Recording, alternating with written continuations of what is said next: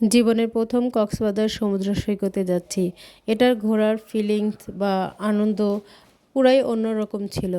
আসলে বাংলাদেশের বিভিন্ন স্থানে যাওয়া হলেও কক্সবাজার গিয়েছি সবার শেষে, অর্থাৎ অনেক পরে গিয়েছি। বাচ্চাদের আনন্দ উচ্ছ্বাস আর সমুদ্রের বিশাল বড় বড় ঢেউ যেন মনের মধ্যে দোলা দিয়ে যাচ্ছিল। আসলে কক্সবাজার মানুষ যায় একটু প্রশান্তির জন্য, একটু আনন্দের জন্য, একটু শান্তির জন্য। আমাদের মতো মধ্যবিত্তদের কাছে কক্সবাজার যেন এক অন্যরকম নাম। দেখতে দেখতে ট্রেনটা চলে আসলো। এটা চট্টগ্রামগামী ট্রেন। এটাতে যাব না, আমাদের ট্রেন আরও কিছুক্ষণ পরে আসবে। একদম খুব সকালে প্ল্যাটফর্মে চলে গিয়েছিলাম, পুরোটা ফাঁকা ছিল। আর যেহেতু ট্রেনে যাব, তাই এখান থেকে চট্টগ্রাম এবং চট্টগ্রাম থেকে কক্সবাজারের উদ্দেশ্যে যাওয়া হবে। আমাদের ট্রেনটা চলে এসেছে।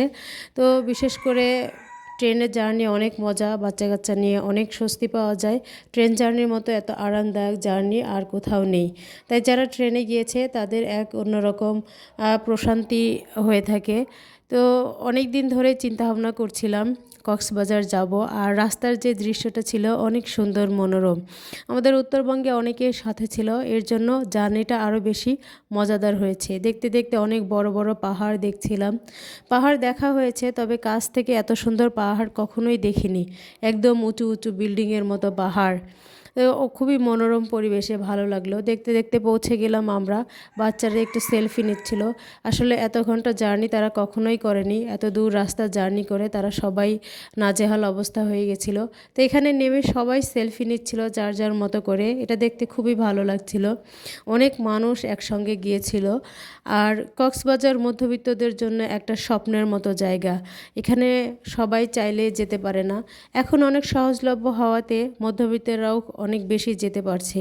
তো যেহেতু ছুটির দিন ছিল, অনেক ভিড়, আর ছুটির দিনগুলোতে অনেক বেশি ভিড় হয়ে থাকে, যা বলার মতো না। বাহির থেকে কক্সবাজারের এই প্ল্যাটফর্মের দৃশ্যটা দেখতে অনেক সুন্দর লাগছিল।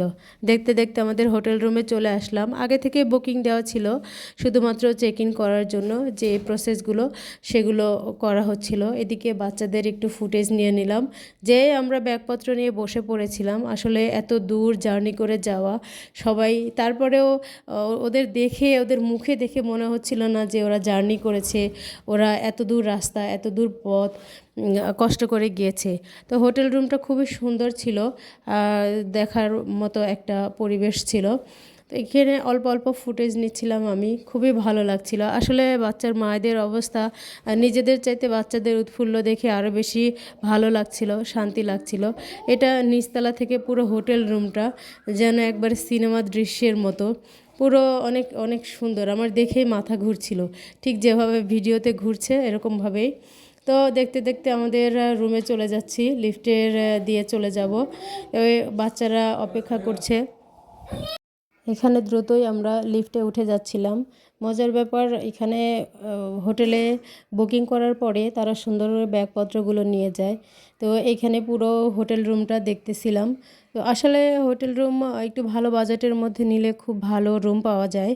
তো যাওয়ার পরে আপনারা অবশ্যই দেখে শুনে, কক্সবাজারে অনেক হোটেল রয়েছে প্রত্যেকটা জায়গায়, তো দেখে শুনে হোটেল নির্বাচন করার চেষ্টা করবেন। কারণ অনেক খারাপ খারাপ ইনসিডেন্ট হয় এসব হোটেলের মধ্যে, খুন খারাপি।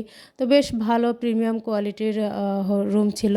তবে সবথেকে বেশি মজাদার ছিল, বা আমার যেটা সবথেকে আনন্দের বিষয় ছিল, সেটা হলো একদম এটার বারান্দা থেকে বাইরের যে ভিউটা, কক্সবাজারের যে ভিউটা, এই ভিউটা খুব সুন্দর পাওয়া যাচ্ছিল। যেহেতু আমরা গিয়েছিলাম বিকেল টাইমে, সন্ধ্যার একটু আগে। তো এই জিনিসটা আমার কাছে অনেক বেশি ভালো লেগেছে। আমি অনেক সময় দেখতাম যে বাইরে গিয়ে একটা সুন্দর পরিবেশে বা সুন্দর ভিউ, এখান থেকে কক্সবাজারটা পুরো দেখা যাচ্ছিলো এবং মনে হচ্ছিলো পানির মধ্যে সাদা কিছু একটা সাদা। তো এরপরে আমরা চলে গেলাম খাওয়া দাওয়া করতে। যেহেতু লং জার্নি, ফ্রুটস খেয়েছিলাম ট্রেনের মধ্যে, কিন্তু বাচ্চারা একটা অনেক সময় অনেক বড় একটা গ্যাপ হয়ে গেল। এখানে খাবারের মেনুটা দেখতেছিলাম, খুব রিজনেবল প্রাইজের মধ্যে আছে।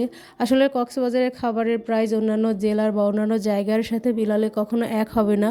যেহেতু এটা টুরিস্ট স্পট, এখানে অবশ্যই খাবারের দাম একটু বেশি হবে, এটাই স্বাভাবিক। আমরা চিকেন নিয়েছিলাম, ডাল নিয়েছিলাম, ভর্তার আইটেম নিয়েছিলাম এবং ইলিশ মাছ নিয়েছিলাম। আর এখানে কমন হলো শুটকি ভর্তা।